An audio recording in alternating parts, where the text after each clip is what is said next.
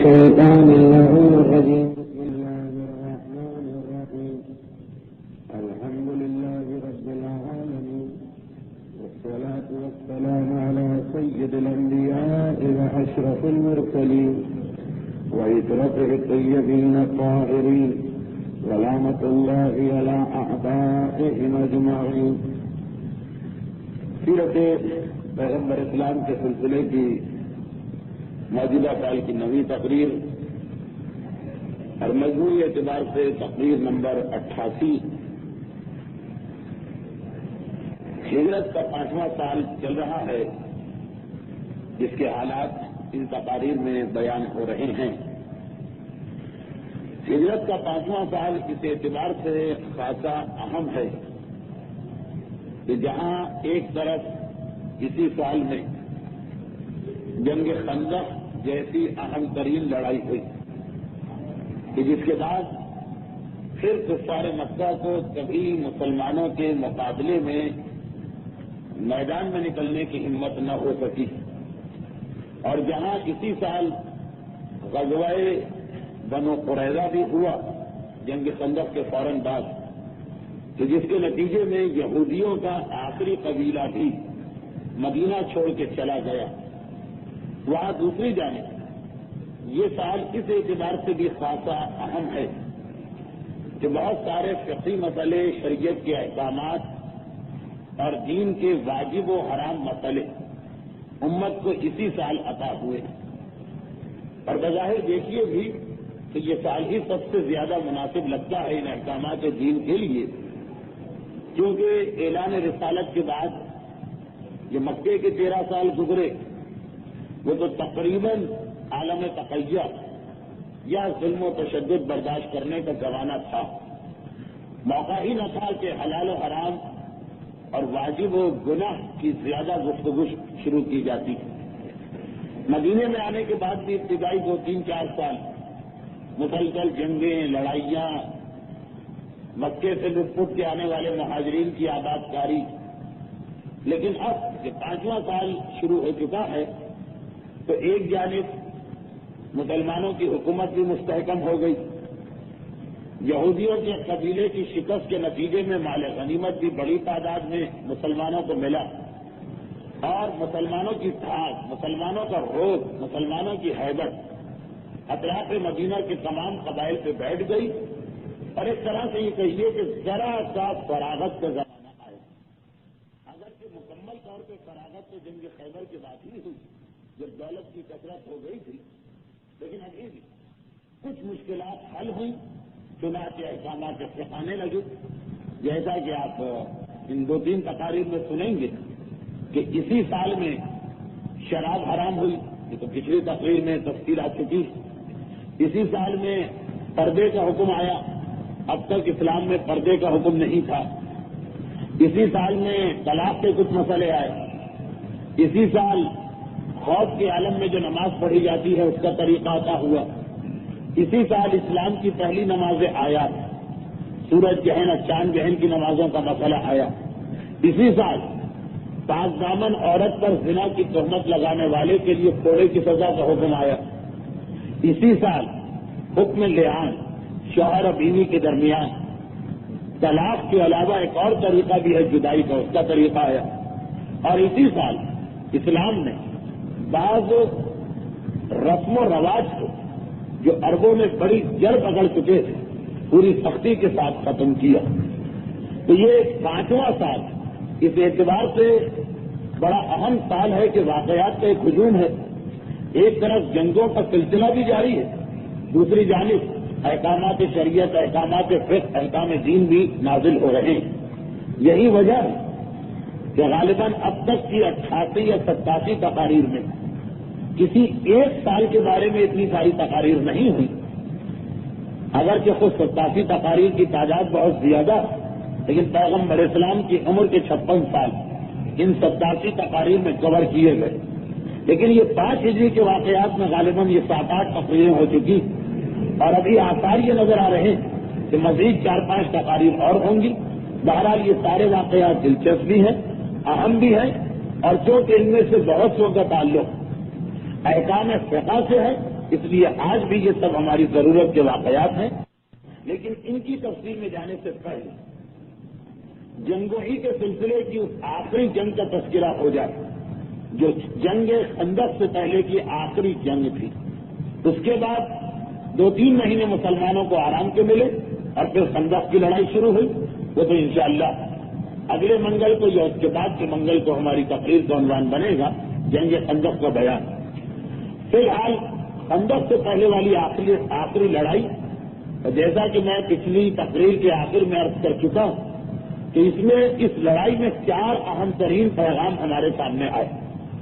یہ خندق سے پہلے کی آخری لڑائی خود تو بہت ہی مختصر، شاید 2 گھنٹے میں یہ جنگ ختم ہو گئی، لیکن اس جنگ کے دوران 4 اہم ترین واقعات ہمارے سامنے آئے جس کی وجہ سے اس لڑائی کی اہمیت باقی چھوٹی چھوٹی لڑائیوں کے مقابلے میں زیادہ۔ ویسے بہت ہی مختصر لڑائی، 2-4 گھنٹے کی جنگ ہے، 10 آدمی کافروں کے مارے جاتے ہیں، 1 آدمی مسلمانوں کا۔ جس کو جنگ کہنا بھی شاید صحیح نہ، جھڑپ، مختصر کا مقابلہ، مگر اتنی اہمیت اس لیے ہو گئی کہ 4 اس میں اہم ترین پیغامات یا واقعات ہمارے سامنے آئے۔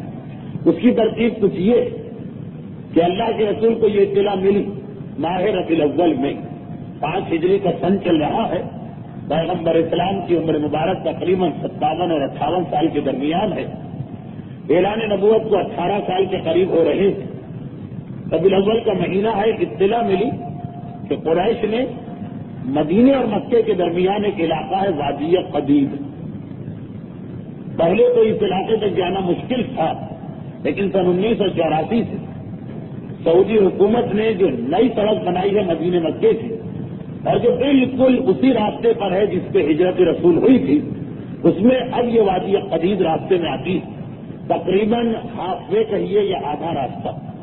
اس کے قریب عرب کا بہت ہی طاقتور قبیلہ بنو خزاعہ رہتا ہے جو قریش کے برابر سمجھے جاتے تھے، قریش سے ان کی رشتہ داری بھی ہے۔ اب اس قبیلے کی ایک شاخ ہے بنو مصطلق، اس کے سردار حارث نے مکے کے سرداروں کے اکسانے پر یا سازش کرنے پر ان کے بھڑکائے میں آ کے اسلام کے خلاف لشکر جمع کرنا شروع کیا۔ قبیلہ ہے خزاعہ، لیکن اس پورے قبیلے نے مسلمانوں کے خلاف جنگ نہیں کی، اس کی ایک چھوٹی سی شاخ بنو مختلف۔ لشکر جمع ہونے لگا، مدینے پہ حملے کی تیاری ہو رہی، پیغمبر کو اطلاع مل گئی۔ اس دوران پیغمبر نے مزید تحقیقات کی۔ 2 شعبان کو یہ طے ہو گیا کہ اب لشکر اسلام کو ان کافروں کی سرکوبی اور سزا دینے کے لیے جانا ہی جانا ہے۔ چنانچہ 2 شعبان سن 5 ہجری کو مدینے سے یہ لشکر چلا۔ پہلا واقعہ تو دوران سفر ہی پیش آ گیا کہ جب جنات سے پہلی لڑائی ہوئی مسلمانوں کی، اور یہ لڑائی بھی بس یہ کہنے کی حد تک ہے کہ مسلمانوں کی، ورنہ جو تفصیل آپ نے سنی ہے تو فقط ایک ہی مرد مجاہد تھا کہ جو جنات کا مقابلہ کرنے کے لیے گیا، لیکن یہ علی کی زندگی آخری لڑائی نہیں ہے۔ اس کے بعد پھر کئی اور مقامات پہ علی کی تلوار جنات کے خلاف بھی حرکت میں آئی۔ پہلی لڑائی یہ تھی، یہاں تک کا واقعہ گزشتہ منگل کو بیان ہو گیا، اور اس وقت میرے مولا نے بھاگنے والے جنات کو صرف ایک تنبیہ کی تھی کہ جو کفر کے ساتھ بھاگے گا وہ میری تلوار سے نہیں بچ سکتا۔ اور پھر جب مسلمان جنات کی لڑائی سے فارغ ہو تو وہاں پر آئے کہ جہاں اللہ کا رسول لشکر اسلام کے باقی حصے کو لے کے انتظار کر رہا ہے، تو پتہ چلا کہ بھاگتے ہوئے جتنے بھی جن یہاں آ کے ایمان قبول کر کے گئے ہیں، پیغمبر اسلام نے یہ اعلان کیا کہ پہلا معرکہ مسلمانوں نے جیتا، اور اب جو اصل لڑائی ہے بنو مصطلق سے قبیلے سے، اس کے لیے یہ لشکر آگے بڑھا، یہاں تک کہ وہ مقام آ گیا کہ جہاں یہ قبیلہ آباد ہے، یعنی وادی قدید کے قریب ایک چشمہ ہے جس کا نام مریسے۔ اسی وجہ سے بعض کتابوں میں اس لڑائی کو غزوہ مریسے بھی کہتے ہیں۔ یہ ایک بات بار بار بتانے کی ضرورت تو نہیں ہے کہ بہت سی لڑائیاں آپ نے سنی ہیں اب تک کہ جو کسی نہ کسی کنویں یا چشمے کے قریب ہوں، اور اس کی وجہ بالکل واضح ہے۔ 1400 سال پہلے عرب میں پانی کی سپلائی کا کوئی نظام نہیں تھا، کنواں یا پانی کا چشمہ، یہی بس پانی کا ذریعہ ہوتا تھا تو قبیلے شروع سے آباد ہی پانی کے قریب ہوتے تھے. بہت کم ایسے قبیلے تھے کہ جو پانی سے دور ہیں. اسی لیے 8-10 لڑائیاں جو آپ پچھلی 4-5 تقاریر سے سن رہے ہیں سب میں کسی نہ کسی کنویں کا یا چشمے کا نام آ رہا. تو ہو سکتا ہے کہ ایک عام آدمی حیران ہو جائے کہ کیا وجہ ہے کہ اللہ کا رسول ہمیشہ پانی کے قریب جا کے جنگ چھیڑتا. کہ وجہ یہ کہ قبیلے رہتے ہی پانی کے قریب. آج کل کی طرح کا نظام ہو تو دوسری بات ہے کہ 100 میل پہ بھی دریا ہے تو پائپ لائن کے ذریعے سے پانی آ جائے. اس وقت ہر قبیلہ پانی کے قریب ترین علاقے کو تلاش کرتا. چنانچہ بنو مختلف کی رہائش بھی ایک کنویں کے قریب ہے یا پانی کا چشمہ جسے مریسے کہتے ہیں. وہاں پہ پیغمبر اسلام پہنچے. جیسے ہی سردار قبیلہ کو اطلاع ملی کہ اللہ کا رسول لشکر لے کے ہمارے سروں پہ آ گیا, اس کا تو پورا منصوبہ الٹ گیا. اس نے تو یہ سوچا ہوا تھا کہ ہمیں اچانک مدینے پہ جا کے حملہ کرنا. ہم حملہ کریں گے, مسلمان بے خبر ہوں گے, کامیابی ہمیں ہوگی. اور یہاں الٹا معاملہ ہو گیا کہ مسلمان ہمارے سروں پہ آ پہنچے. چنانچہ سردار قبیلہ تو فوراً فرار اختیار کرتا. جب سردار بھاگ گیا تو باقی لوگوں کی ہمت تو ویسے ہی ٹوٹ جاتی, لیکن پھر اس قبیلے کو یہ کریڈٹ جاتا یا ان کے لیے یہ کہنا پڑتا کہ سردار کے فرار ہو جانے کے باوجود قبیلے نے جنگ کے مقابلہ کرنا چاہا. خصوصاً سردار قبیلہ کا داماد مالک, جو داماد ہے حارث سردار قبیلہ, اس نے خاصی حد تک کوشش کی مقابلے کی. لیکن جب وہ خود اور اس کا اپنا بیٹا دونوں مولا کی تلوار سے جہنم واصل ہوئے اور مزید 9 آدمی یا 8 آدمی اور مارے گئے, 10 یا 11 ہو گیا, یعنی وہ میدان میں مارے گئے. اب تو قبیلہ بھی ایک مرتبہ حوصلہ کھو بیٹھا. سارا قبیلہ فرار اختیار کرتا ہے اور جنگ ختم. اس دوران فقط ایک مسلمان, وہ بھی کتابوں میں لکھا ہے کہ شاید غلط فہمی کی بنیاد پر شہید ہو گئے. صرف ایک مسلمان کی شہادت ہوئی, 10 یا 11 کافر مرے اور جنگ ختم. اس جنگ کے ختم ہونے کے بعد مسلمانوں کو مال غنیمت کثیر تعداد میں ملا. 200 تو عورتیں قیدی بنائی گئیں. یہ سب کافر عورتیں ہیں, اور وہ کافرہ عورتیں کہ جو میدان جنگ میں مسلمانوں کے خلاف نکلی, انہی کو کنیز بنایا جاتا. تو 200 تو عورتیں قیدی بنی, یعنی 200 کنیزیں. اب تک اسلام کی تاریخ میں جو 17 یا 18 سال گزرے, کسی ایک جنگ اتنی کثیر تعداد میں مسلمانوں کو کنیزیں نہیں ملی. اس کے علاوہ 2000 اونٹ, خاصا بڑا قبیلہ ہے, اپنے آپ کو قریش کے برابر سمجھنے والے, 2000 اونٹ اور 5000 گوشت. اچھا, یہ 2000 اونٹ بہت بڑی چیز. عربوں میں بڑے سے بڑا انعام 100 اونٹ سمجھا جاتا تھا, جو اسلام نے آج بھی خوبہا. کوئی مومن قتل کر دے غلطی سے کسی دوسرے کو, تو جو دیت جو خوبہا دینا پڑتا ہے وہ 100 اونٹ.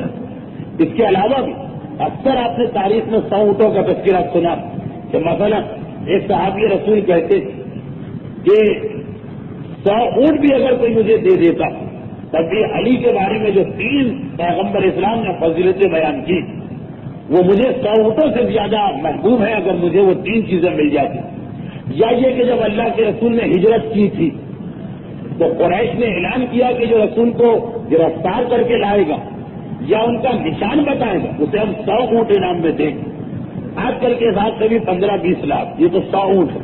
وہاں 2000 اونٹ پیغمبر اسلام کے لشکر کو مال غنیمت میں ملے اور 5000 بھیڑ بکریاں. اسلام میں ایک انسان کا خون بہا 100 اونٹ یا 1000 بکریاں رکھا گیا. تو اب خود آپ اس سے اندازہ کر لیجئے, اتنی تفصیل میں جانے کا نہ وقت ہے نہ ضرورت ہے, کہ یہ کتنی بڑی تعداد میں مال غنیمت ہو گیا خندق کی لڑائی سے کچھ پہلے. چنانچہ مسلمان بڑی خوشی کے عالم میں واپس آ رہے ہیں. ان 200 عورتوں میں خود سردار قبیلہ کی بیٹی برہ بھی تھی, بے رے اور گولہے برہ. یہ سردار قبیلہ کی بیٹی وہ کہ جن کے شوہر مالک کسی جنگ میں مولا کے ہاتھ سے مارے گئے.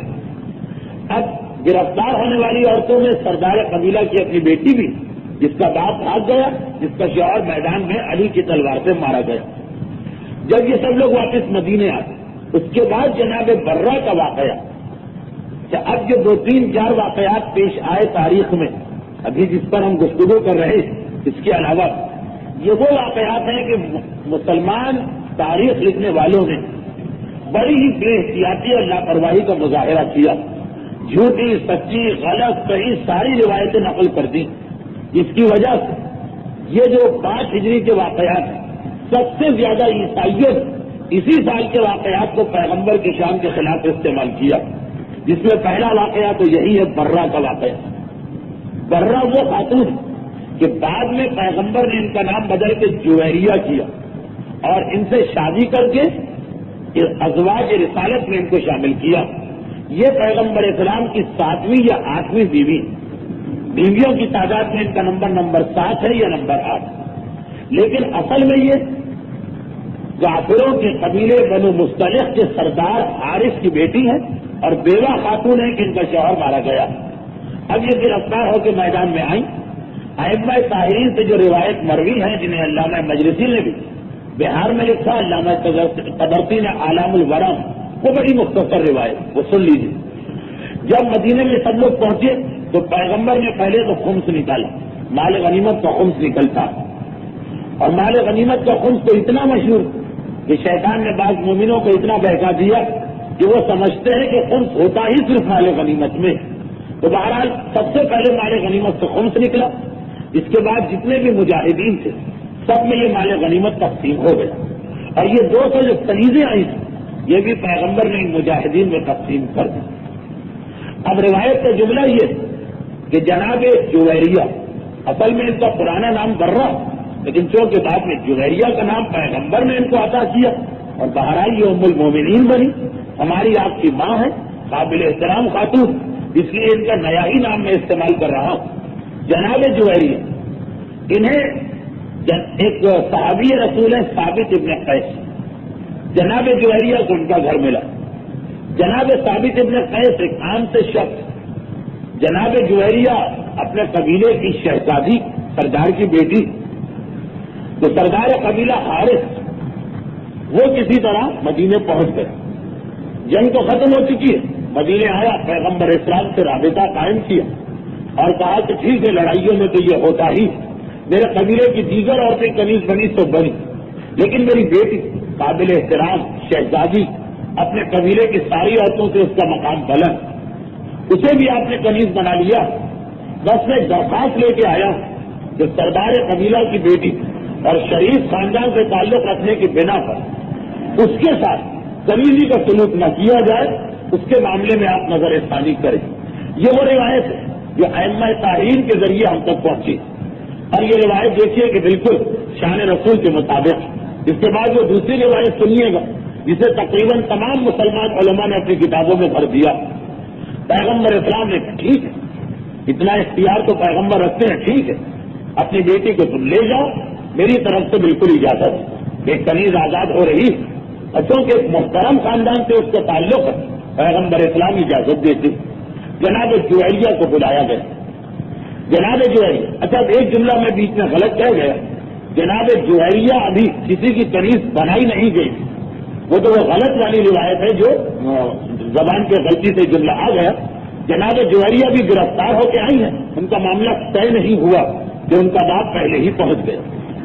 اب دیکھیے پیغمبر اسلام کے زمانے میں مدینے کا نظام، یہ وہ سازشی بات ہے جس نے مسلمانوں پہ حملہ کرنے کے لیے اتنا بڑا لشکر جمع کیا، 1000 سے زیادہ کی تعداد کر لی تھی، 2000 اونٹ اسی لیے نہیں ملے تھے، قبیلے کے لیے 2000 اونٹ نہیں تھے، یہ تو مسلمانوں پہ حملے کے لیے جمع کیے گئے تھے۔ لیکن اپنی بیٹی کا مسئلہ لے کے آیا پیغمبر اسلام، نہ تو اسے گرفتار کروایا نہ سزا دی، کچھ بھی نہیں، سردار بن کے آیا، کہا ٹھیک ہے باقی عورتوں کو تقسیم کیا جائے گا، مجاہدین میں وہ حکم اسلامی ہے، تمہاری بیٹی کو پیغمبر اپنے خصوصی اختیارات کی بنا پہ آزاد کرتے ہیں، تو لے جاؤ اپنی بیٹی۔ چنانچہ جویریہ کو جن کا ابھی تک نام برہ بلایا گیا، پیغمبر اسلام نے کہا کہ تمہارا باپ آیا تمہاری آزادی کی درخواست لے کے، میں تمہیں آزاد کرتا ہوں۔ جناب جویریہ فرماتی، کیونکہ ہماری ماں ہے، بہرحال ام المومنین، اور ان کے کردار میں کسی موقع پر بھی کوئی بات میں کمی یا خامی تو نظر نہیں آتی، انہوں نے جس وقت یہ دیکھا انکار کر دیا کہ اللہ کے رسول اب میں اسلام قبول کر چکی ہوں اور دوبارہ کفر میں جانے کو تیار نہیں، اور پھر کہا کہ میں نے آپ کے لشکر کے حملے سے چند دن پہلے خواب دیکھا تھا اور میری سمجھ میں نہیں آ رہا تھا کہ اس خواب کی تعبیر کیا. خواب میں نے یہ دیکھا تھا کہ جیسے مدینے سے چاند نکلا اور وہ میرے دامن میں آ گیا اور میں حیران و پریشان تھی کہ اس خواب کا مطلب کیا. لیکن جس وقت آپ کا لشکر آپ کی قیادت میں میرے قبیلے تک پہنچا اور پھر میں مدینے میں گرفتار کر کے لائی گئی تو میں نے سمجھ لیا کہ میرے خواب کی تعبیر کا وقت آ گیا. اور اللہ کے رسول نہ صرف یہ کہ میں باپ کے ساتھ جانا نہیں چاہتی بلکہ میری خواہش یہ کہ آپ مجھے اپنے ازدواج میں آپ مجھے اپنے حق میں لے لیں اور میں آپ کی کنیز بن کی زندگی گزارنا چاہتی ہوں. پیغمبر اسلام نے حارث سے کہا کہ تمہاری بیٹی تمہیں جو گفتگو کرنا ہے جو سمجھانا ہے جو بات چیت کرنا ہے تم جانا اور یہ جانا. البتہ اگر یہ اسلام لا کے باپ کے ساتھ جانے سے انکار کرے تو بہرحال مسلمان اسے فرق دے. زبردستی اس کو کافروں کے پاس نہیں بھیجا جا سکتا. حارث نے بڑا زور لگایا. اختتام یہ ہوا کہ بہرحال وہ اپنی بیٹی کو برا بھلا کہتے بلکہ دشنام دیتے بلکہ گالیاں دیتے ہوئے یہاں سے رخصت ہوتا ہے. لیکن جناب جوہریہ نے باپ کے ساتھ اپنے قبیلے میں جانے سے انکار کر دیا. مدینہ بالکل اجنبی جگہ یہاں ان کے قبیلے کا کوئی شخص نہیں. اور پھر پیغمبر سے درخواست کرتی پیغمبر اسلام ان کی درخواست کو بھی قبول کرتے اور ان کا پیغمبر اسلام سے نکاح ہو گیا. جیسا کہ میں نے عرض کیا کہ اس سے پہلے پیغمبر کی 6 شادیاں تو یقینی ہیں. جناب خدیجہ سے نکاح پیغمبر نے کیا ہے, جناب سودا سے نکاح کیا ہے, تیسری شادی جناب عائشہ سے. اس کے بعد 3 شادیاں جنگ احد کے بعد ہوئی. جناب زینب ام المساکین, 5ویں شادی جناب حفصہ حضرت عمر کی بیٹی, 6ٹھی شادی جناب ام سلمہ. اب اس کے بعد تاریخ میں یہ اختلاف ہے کہ 7ویں شادی کس سے ہوئی, کیونکہ اس ایک سال میں 5 ہجری میں پیغمبر کی 2 شادیاں ہوئی. ایک اپنی بھتیجا بہن زینب سے, وہ دوسری زینب, اور ایک جوہریہ سے. تو ترتیب میں اختلاف ہے. بات کہتے ہیں کہ جناب زینب سے پہلے شادی ہوئی وہ 7ویں تھی اور یہ 8ویں شادی ہے. بہرحال یہ شادی ہو گئی. جیسے ہی یہ شادی ہوئی اور مدینے والوں کو اطلاع ملی تو ایک مرتبہ سارا مدینہ خود ہی, نہ کسی نے ان کو کوئی حکم دیا نہ ایسا کوئی مسئلہ اسلام میں ہے, وہ تمام لوگ یعنی تقریباً وہ 200 گھرانے جن کے پاس اس قبیلے کی عورتیں بطور ایک کنیز پہنچی خود ہی یہ فیصلہ کر بیٹھے کہ اب جناب جوہریہ حرم رسالت میں داخل ہو گئی, ہماری ماں بن گئی ہے, ہمارے لیے قابل احترام. کیسے ممکن ہے کہ پیغمبر اسلام کے جو سسرال ہوں ان عورتوں کو ہم اپنی کنیز بنائیں. یہ قبیلے کی ساری عورتیں پیغمبر کے سسرالی قبیلے سے تعلق رکھتی چنانچہ خود ہم انہیں آزاد کیے دیتے ہیں. تاریخ میں یہ جملہ ہے, حضرت عائشہ نے یہ جملہ کہا کہ میں نے جوہریہ سے زیادہ بھاگوان یعنی جوہریہ سے زیادہ دوسروں کی قسمت بدلنے والی کوئی عورت نہیں دیکھی کہ جس ایک عورت اپنے قبیلے کی 200 عورتوں کی کنیزی کو آزادی میں بدل دیا. اور وہ مسلمان بھی خراج تحسین کے حقدار جنہوں نے اتنا احترام رسالت کا خیال رکھا کہ اگرچہ پیغمبر کی سسرال ابھی تک کافر لیکن بہرحال ایک نسبت آ گئی. ہم ان عورتوں کا بھی احترام کریں گے جو جناب جوہریہ کے قبیلے سے تعلق رکھتی. جناب جوہریہ کا یہ وہ واقعہ کہ جوہریہ اس اعتبار سے ایک اچھا نام بھی سمجھا گیا کہ پیغمبر اسلام نے جب شادی کر پھر کہا کہ تمہارا نام برہ مناسب نہیں ہے, اس کے بدلے جوہریہ کا نام رکھو. اب یہاں پر ائمہ طاہرین نے تو یہ واقعہ بیان کیا.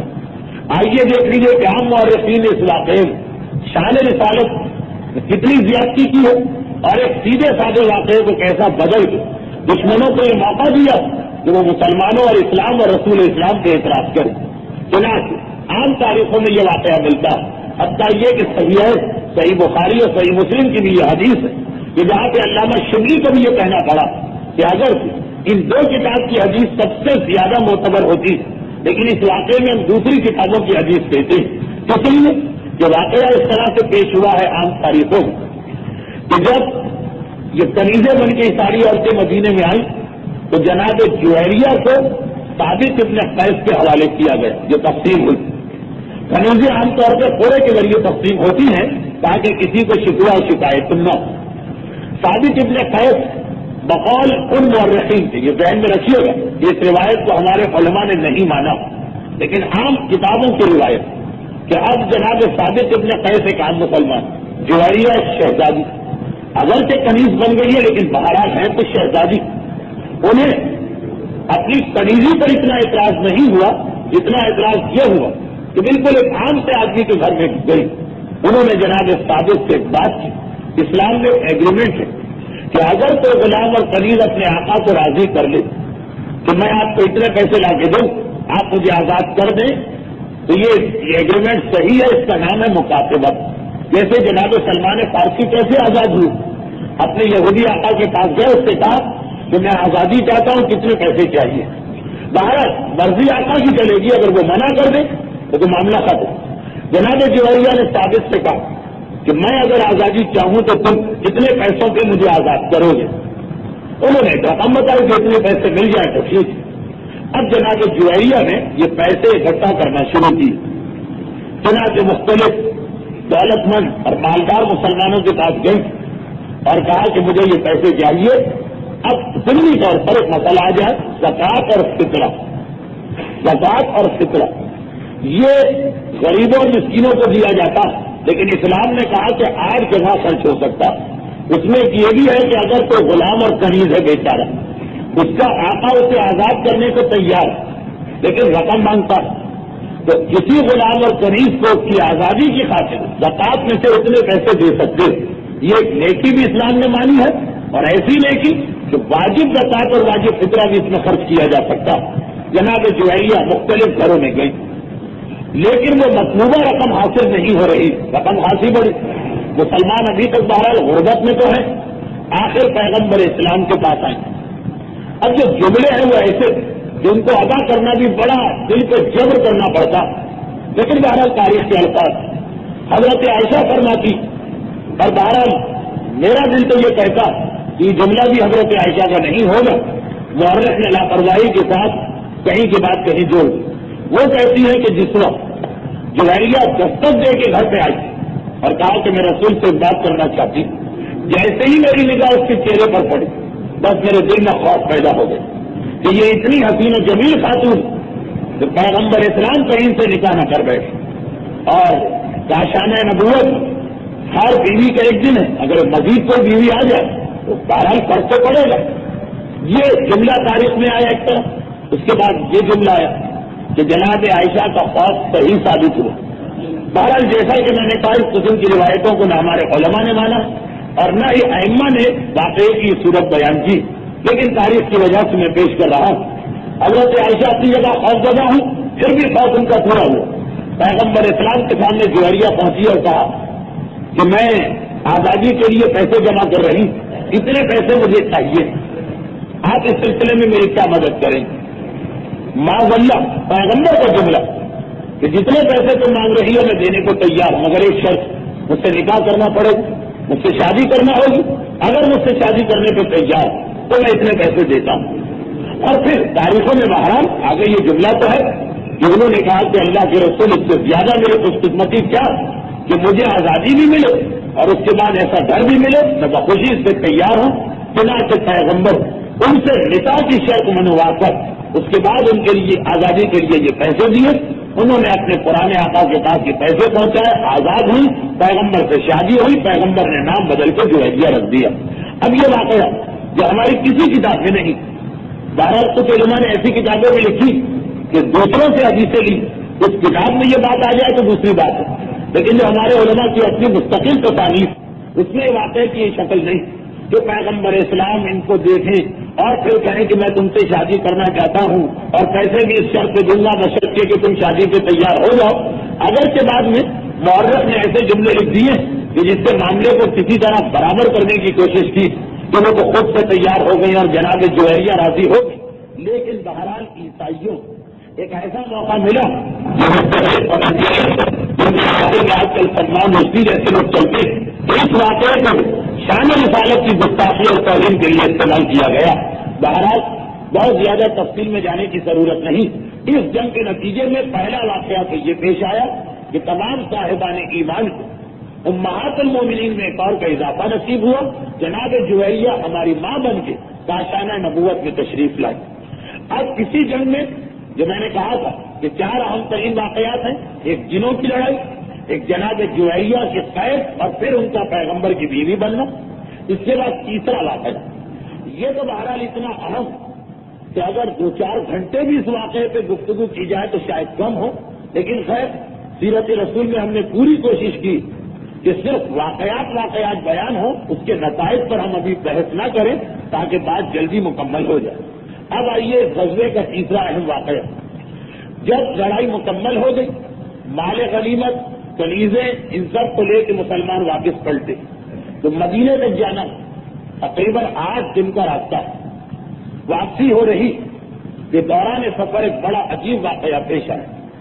پیغمبر اسلام کو بھی انتہا سے زیادہ ناگوار لگا یہ جملہ، اور پیغمبر نے یہ بھی کہا کہ جو اس وقت اس جملے کو سن کے آگے بڑھتا اس کا اسلام سے کوئی تعلق نہیں۔ واقعہ یہ ہوا کہ اس لڑائی میں جو مسلمان چلے تھے مدینے سے تو عبداللہ ابن ابی منافقین کا سردار وہ بھی لشکر اسلام میں شامل تھا۔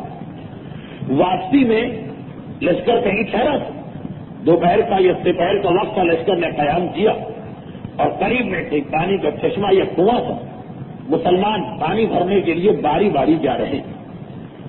اب مدینے میں جو مسلمان ہیں بہرحال ان کی ہے تو 2 قسم، ایک مکے سے آنے والے مہاجر اور ایک مدینے کے پرانے باشندے انصار۔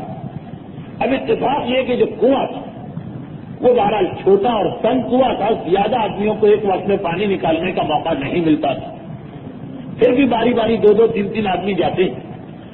اسی دوران یہ واقعہ پیش آئے کہ انصار میں سے ایک شخص پانی نکالنے کے لیے پہنچا اور مکے کے مہاجرین میں سے ایک شخص جو حضرت عمر کا غلام تھا وہ پانی کے لیے پہنچا۔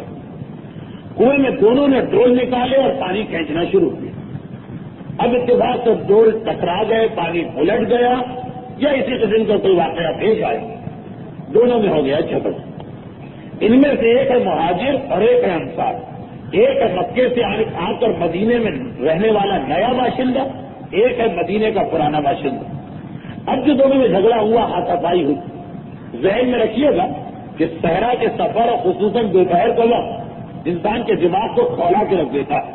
ویسے انسان کو تھوڑا سا غصہ تو ہوتا، صحرا کے درمیان بلڈ پریشر تھوڑا سا ہائی تو ہوتا ہی، اور اس کے بعد یہ پانی کو مسئلہ، لڑائی ہو گئی۔ اب جو لڑائی ہو تو اس انصار نے ایک مرتبہ آواز دی، یا معشر الانصار، یا للانصار، کہ اے انصاروں آؤ میری مدد کے لیے۔ یہ نہیں کہا کہ اے مسلمانوں، اے ساتھیوں۔ اس نے مدینے کے پرانے باشندوں کو پکارا کیونکہ وہ خود انصاری تھے۔ یہ سن کے غلام کو بھی جوش ہے، اس نے کہا کہ یا معشر المہاجرین، اے مکے میں، اے مدینے میں نئے آنے والے مہاجرین، تمہارے ساتھی پہ ظلم ہو رہا ہے، آؤ میری مدد کو۔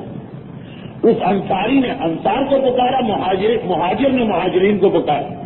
یہ آوازیں بلند ہوئی اور لوگ دونوں کی مدد کے لیے دوڑنا چاہتے تھے کہ پیغمبر اسلام کے کان تک یہ آواز کو پہنچ گئی۔ اسی وقت پیغمبر وہاں کھڑے ہو گئے، کہا خبردار اس آواز کو سن کے کوئی نہیں جائے گا، یہ جاہلیت کے دور کی آواز ہے، اور جس نے اس آواز کو سن کر اس پر لبیک کہا اس کا اسلام سے کوئی تعلق نہیں ہے، وہ جاہل، وہ عرب کے جاہلیت سے واپس پلٹ گیا۔ یاد رکھو اسلام اب انصار و مہاجر، نئے اور پرانے، زبان اور قبیلے کے سارے تفرقات کو ختم کر دیا۔ اب سب مسلمان، تم سب آدم کے بیٹے، اور اسی طرح سے برابر جس طرح کنگھی کے دانت اور دندانے برابر ہوتے ہیں، اللہ کی نگاہ میں اسی کا مقام زیادہ ہے کہ جو متقی۔ پیغمبر اسلام نے دوڑ کے جانے والوں کہ بھائی ایک مہاجر پکار رہا، ہمارا ہم پکار رہا، جاؤ اس کی مدد کے لیے۔ ادھر اس نے کہا کہ ایک انصار پرانا باشندہ پکار رہا، جاؤ اس کی مدد کے لیے۔ پیغمبر نے دونوں کو ڈانٹ کے بٹھا دیا اور اعلان کر دیا جو بھی جاتا ہے وہ مسلمان نہیں رہے گا۔ یہ آواز جاہلیت کی آواز، یہ طریقے جاہلیت کے طریقے، اتنی سختی سے پیغمبر نے گفتگو کی کہ بہرحال ان دونوں کا جوش ٹھنڈا پڑا، ان دونوں قبیلوں، اور یہ لوگ چپ چاپ واپس اپنی جگہ سے بیٹھ گئے۔ اب آپ خود اندازہ کریں کہ یہ کتنا اہم واقعہ، اور اس کو پیغمبر اسلام جتنی سختی کے ساتھ مسلمانوں کو روکا۔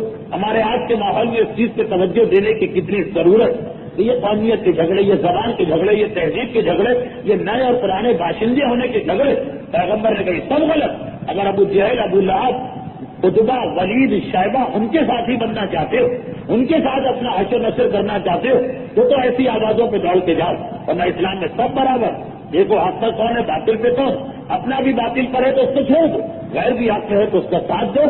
پیغمبر اسلام فوری ایکشن لے کے اس ایک مسئلے کو ختم کیا، بظاہر یہ معاملہ دب گئے، یہ بات تو ختم ہو گئی۔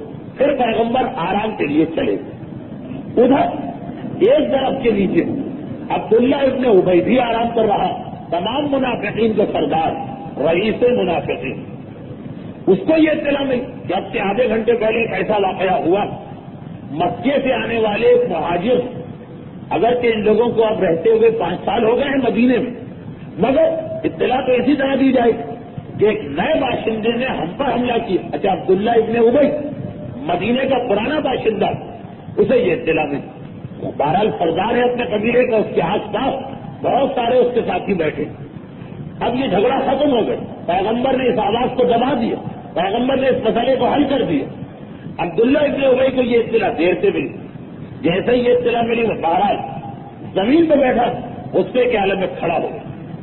وہ چونکہ خود سردار قبیلہ رہ چکا، اس کے چاروں طرف مدینے کے پرانے باشندے انصار، اور بڑا ہی خطرناک قسم کا اس نے خطبہ دیا کہ تمام انصاریوں کو، یعنی پرانے مدینے والوں کو جوش دلانے کی کوشش کی، سب کو دیکھا اور کہا کہ دیکھو میں پہلے ہی منع کرتا تھا، یہ جو رسول بن کے مدینے میں آ رہا ہے اس کو نہ آنے دینا، تم نے ہماری بات نہیں مانی۔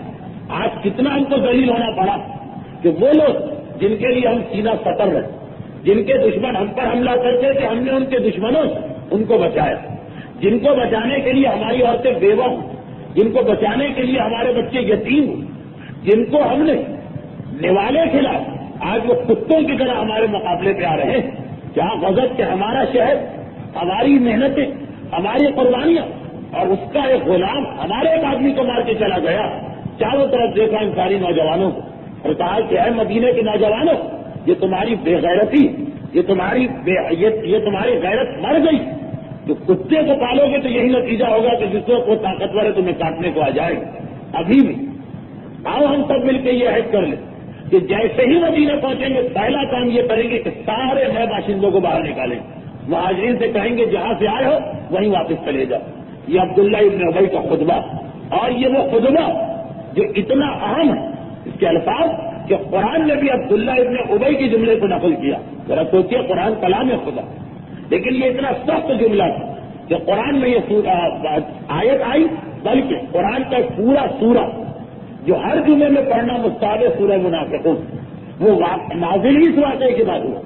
سورہ منافقون اب تو خیر کم پڑھا جاتا، پھر بھی جب لوگ سنتے ہیں تو ذہن میں رکھیے گا کہ سورہ منافقون خاص اس موقع پہ نازل ہوا جب رنگ ہو، زبان ہو، قوم و قبیلے کی بات پر مسلمانوں کو 2 ٹکڑوں میں تقسیم کیا جا رہا۔ پورا سورہ منافقون کا پس منظر یہی، چنانچہ اس میں وہ آیت آئی جو اصل میں عبداللہ ابن ابی کا جملہ، قرآن منافقین کی پہچان بتاتے ہوئے درمیان سورے میں کہہ رہا ہے یقولون لئن رجعنا الى المدینہ لیخرجن الاعز منها الاذل وللہ العزت ولرسولہ وللمؤمنین ولکن المنافقین لا یعلمون۔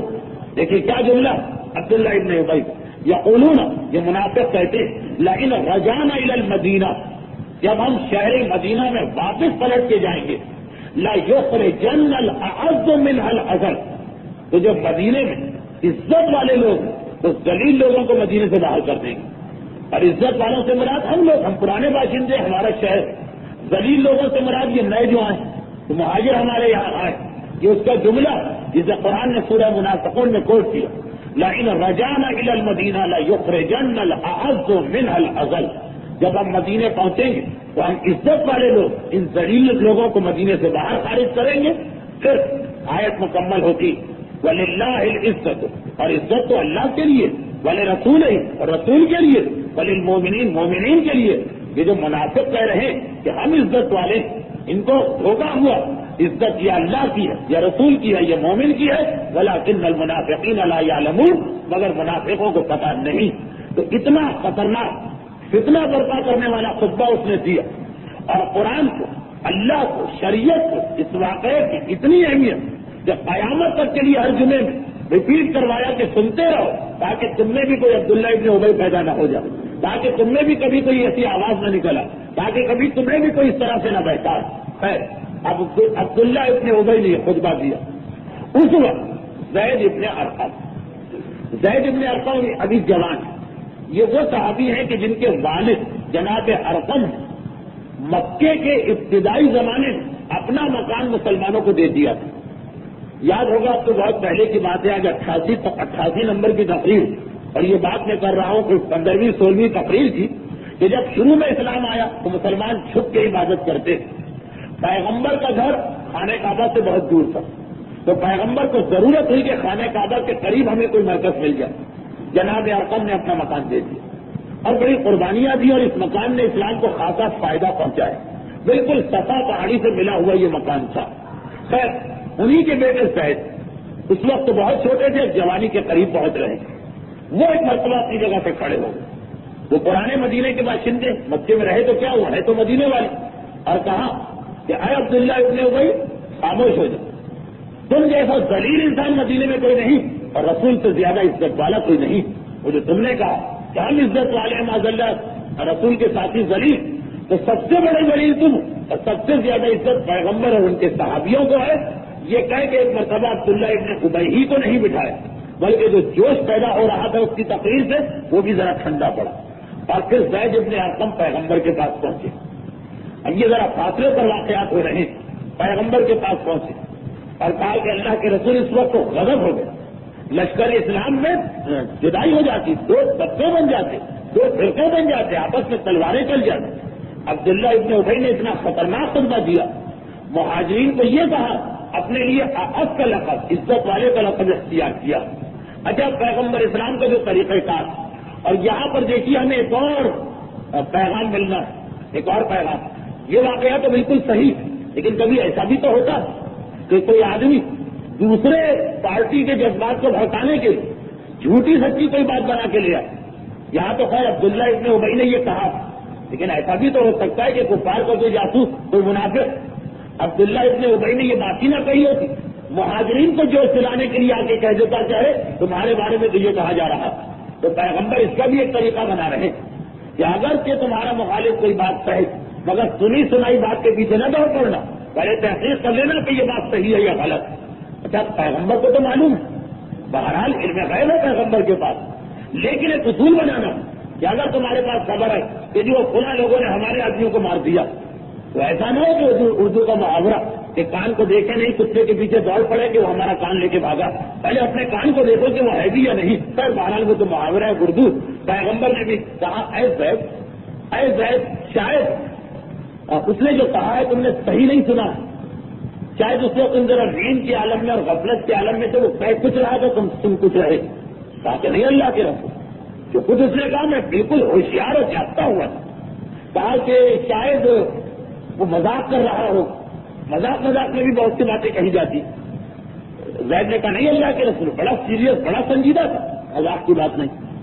پیغمبر نے کہا کہ شاید تم اس کے یعنی وہ تمہارے خلاف ہے، اس نے کبھی تمہاری شان میں کوئی گستاخی کی ہے، تمہیں پرانا غصہ اس کی وجہ سے ایسی بات آگے کہہ رہے تھے، کہا نہیں اللہ کے رسول، کوئی میرا اس کا اس سے پہلے کا اختلاف نہیں۔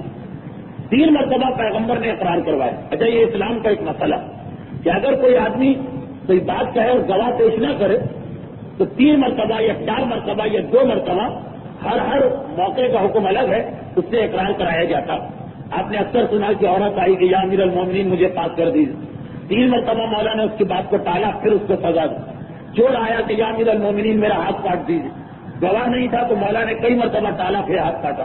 یہاں بھی پیغمبر ایک اصول دے رہے کہ ایسا بھی نا کہ کوئی جھوٹی بات کی بنیاد پہ ہم جوش میں آ جائیں، ہر طرح سے تصدیق کرا لی، تم تو نیند میں نہیں تھے، وہ تو مذاق نہیں کر رہا تھا، تمہاری اس کی پرانی دشمنی تو نہیں تھی، یہ ساری باتیں ذہن میں رکھیے، پھر خبر لانے والے کی خبر پہ بھروسہ کیجیے۔ ایسے ہی بعد میں جوش میں آ جانا، بعد میں غصے میں آ جانا، بعد میں لڑنے مرنے کو تیار ہو جانا، اسے بھی اسلام پسند نہیں کرتا۔ تو خیر جب ہر طرح سے اس کی تصدیق ہو گئی تو پیغمبر نے کہا کہ ٹھیک ہے زید واپس جاؤ، ٹھیک ہے جو تم نے بات کہی وہ میں نے سن لی، ختم معاملے۔ اسی وقت وہاں سے تمام تاریخوں میں، کیونکہ یہ فضائل میں لکھا ہے اس لیے میں پڑھ رہا، حضرت عمر بھی پھر جوش میں آ گئے.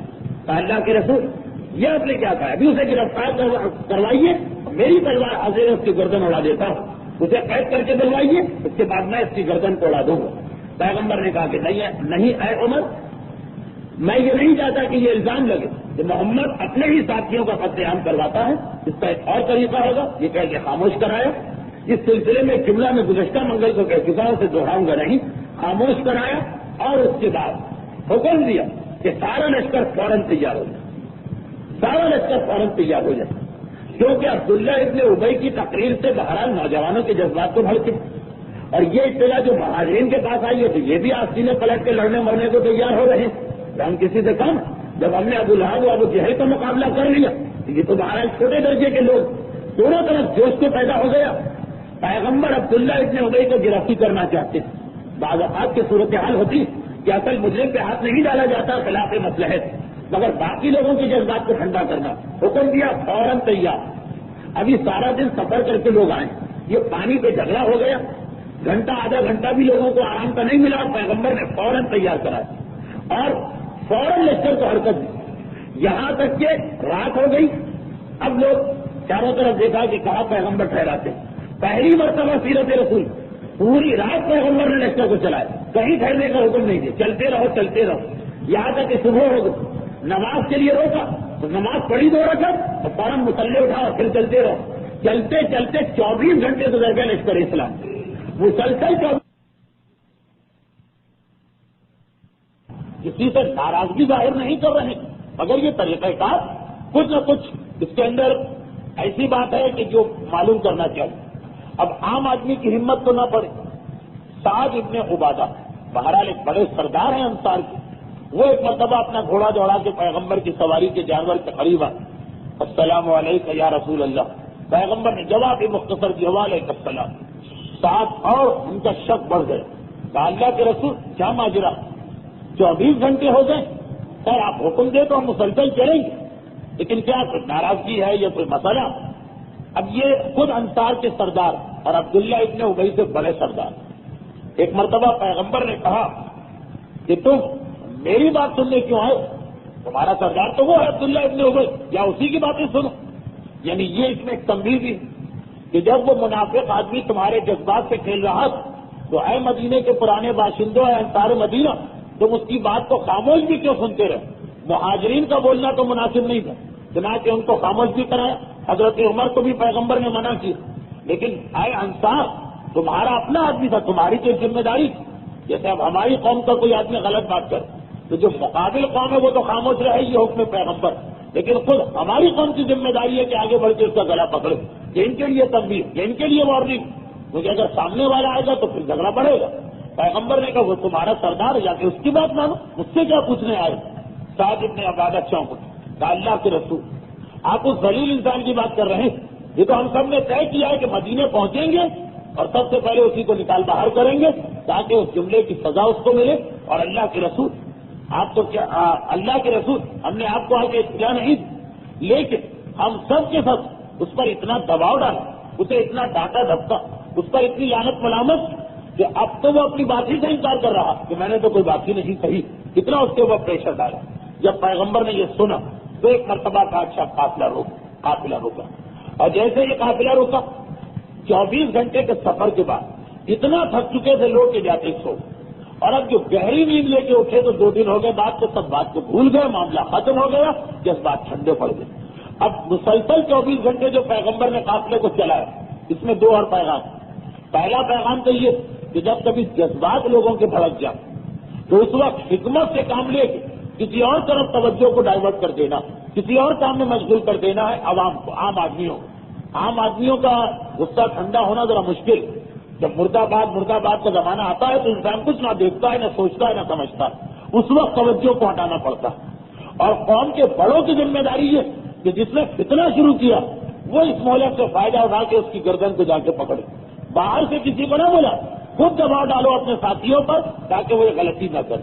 ہمارے یہاں بالکل الٹا ماجرا. آج بھی 1400 سال گزرنے کے باوجود خاندان والا ہمیشہ فیور کرے گا چاہے غلطی بات کیوں نہ, کمیونٹی والا ہمیشہ فیور کرے گا چاہے غلطی بات کیوں نہ. اور پیغمبر ذمہ داری قرار دے رہے کہ تم پر پہلی ذمہ داری کیونکہ تمہاری قوم کے آدمی نے یہ غلطی کی ہے، باہر سے آئے گا تو پھر تعصب کے شعلے جو ہیں بھڑک اٹھیں گے۔ خیر دونوں طریقے سے پیغمبر ہمیں حکمتیں بتائیں۔ یہ واقعہ بڑا ہی قابل غور ہے، پوری کتاب لکھی جا سکتی، لیکن میں صرف واقعات کو بیان کر رہا ہوں۔ تو خیر نتیجہ کیا ہوا کہ عام جو مرد آباد کے چکر میں پڑ گئے تھے لوگ، وہ اتنے لمبے سفر کے بعد تھکے، پھر جو گہری نیند سوئے 2 دن کے بعد اٹھے تو بات ختم۔ اور جو بڑے بڑے لوگ تھے اس قوم کے جس سے عبداللہ ابن ابی کا تعلق، انہوں نے اتنا دباؤ ڈالا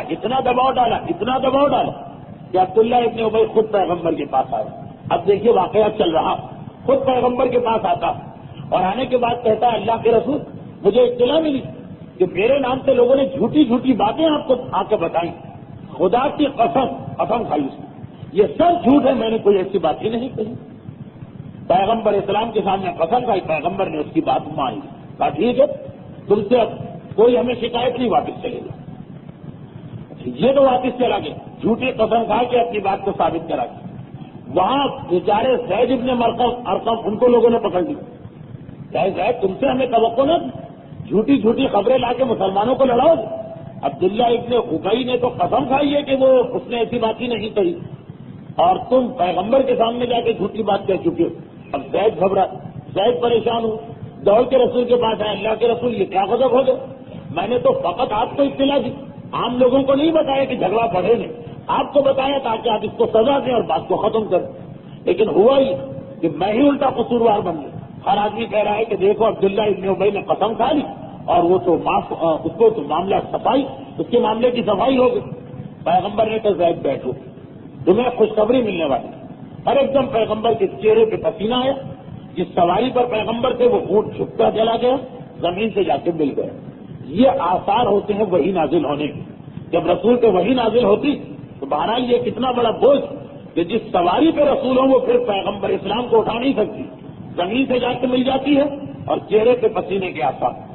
تھوڑی دیر کے بعد پیغمبر نے آنکھیں کھولی اور شفقت کے انداز زید کے کان کو پکڑ کے اٹھایا۔